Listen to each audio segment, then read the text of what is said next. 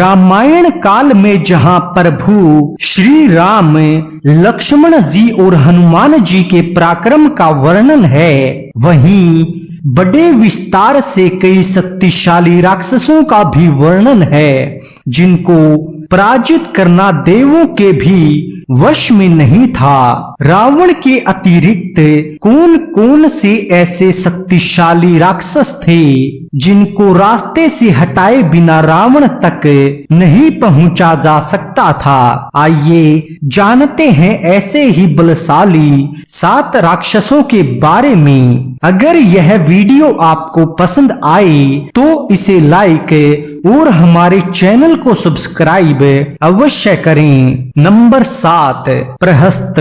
वह लंका के राजा रावण का मंत्री और वीर सेनापति था। वह बड़ा बलवान, पराक्रमी तथा युद्ध कला में विरासत था। युद्ध में अकंपन की मृत्यु हो जाने के बाद रावण ने अपने वीर सेनापति प्रहस्त को युद्ध के लिए भेजा था। प्रहस्त ने श्री राम की वानर सेना के साथ बड़ा ही भयंकर युद्ध किया था। उस समय असंख्यक वानरों वीर गति को प्राप्त हुए थे। वानर सेनापति नील और प्रहस्त युद्ध भी अधिक भयंकर था। नील ने एक बड़ी शिला उठाकर प्रहस्त के सिर पर दे मारी थी, जिससे उसका सिर फट गया था और वह मृत्यु को प्राप्त हुआ। नंबर 6, खर दूषण।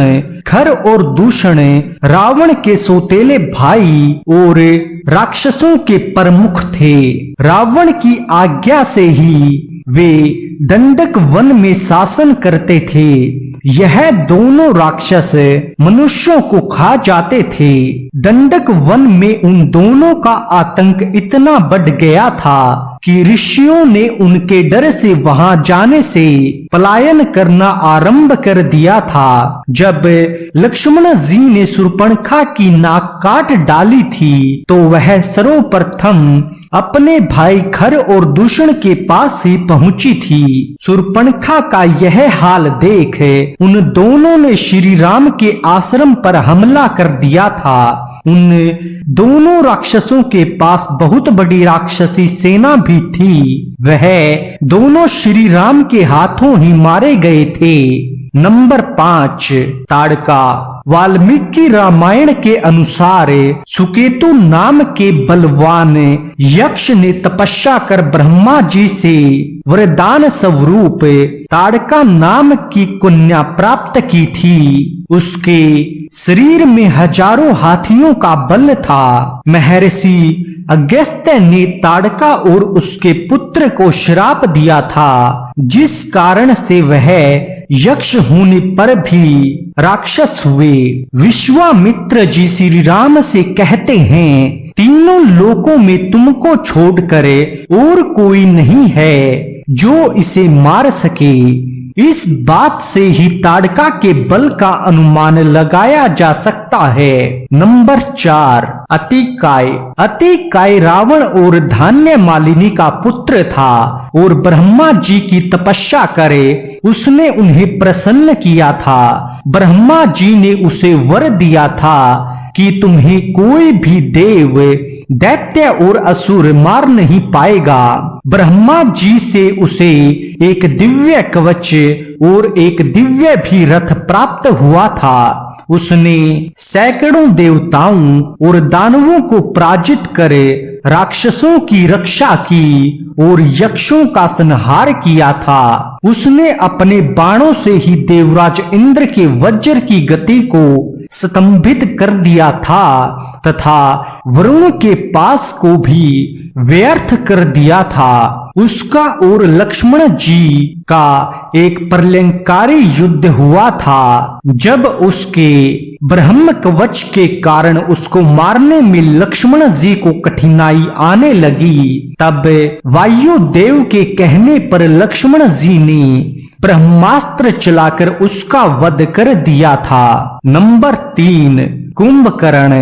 वह रावण का छोटा भाई था। कुंभकर्ण अत्यंत बलशाली और भीमकाय था। जब इंद्र देव ने कुपित होकर अपना वज्र कुंभकर्ण पर चलाया था तो उस समय वज्र के प्रहार को भी वह सह गया था। देवराज इंद्र के ऐरावत हाथी का दांत उखाड़ दिया था और वापिस देवराज इंद्र पर चलाकर उन्हें घायल कर दिया था। इंद्र के साथ साथ कुंभकर्ण ने यमराज सहित अन्य समस्त देवों, यक्षों और गंधर्वों को भी पराजित कर दिया था। दूसरे राक्षसों को तो वरदान का बल था, किंतु कुंभकर्ण स्वभाव से ही बलशाली था। श्री राम के साथ हुए अंतिम युद्ध में उसने प्रभु श्री राम को अपने बल एवं पराक्रम से अचंभित कर दिया था। जिन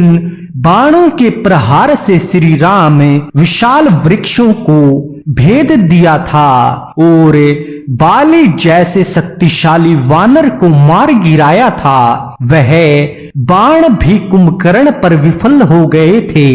अंत में श्री राम को 4 दिव्यास्त्रों की सहायता से उसका वध करना पड़ा था। नंबर 2, मेघनाथ।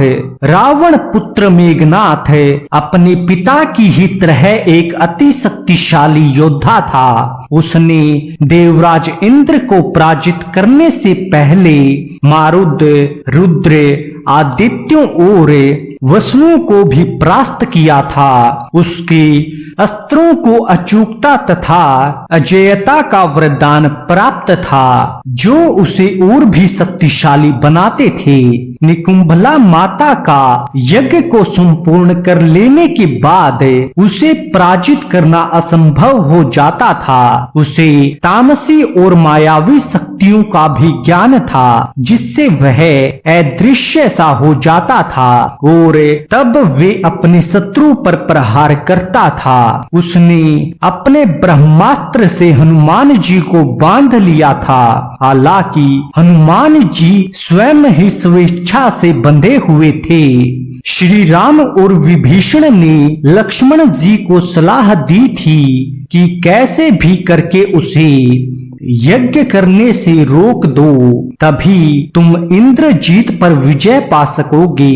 अंत में लक्ष्मण जी ने इंद्रास्त्र चलाकर मेघनाथ का वध किया था। इन दोनों को युद्ध लगातार 3 दिन तक चला था। नंबर 1, रावण। लंकापति रावण उस समय का सबसे शक्तिशाली राक्षस था। उसने त्रिदेवों को छोड़कर इंद्र, यम, वरुण जैसे 30 देवों, यक्षों, दैत्यों आदि को पराजित कर तीनों लोकों पर विजय पा ली थी। देवराज इंद्र का वज्र एवं उनके ऐरावत हाथी के प्रहार भी रावण पर निष्फल हो गए थे। कुबेर को पराजित कर उनसे जबरन लंका एवं उनका पुष्पक विमान भी छीन लिया था। उसने भगवान शिव के भार सहित कैलाश पर्वत को भी कुछ हद तक उठा लिया था। यह उसकी भुजा बल को दर्शाता है। रसातल में जाकर उसने वासुकी और तक्षक जैसे कई अन्य शक्तिशाली नागों को पराजित कर दिया था। फिर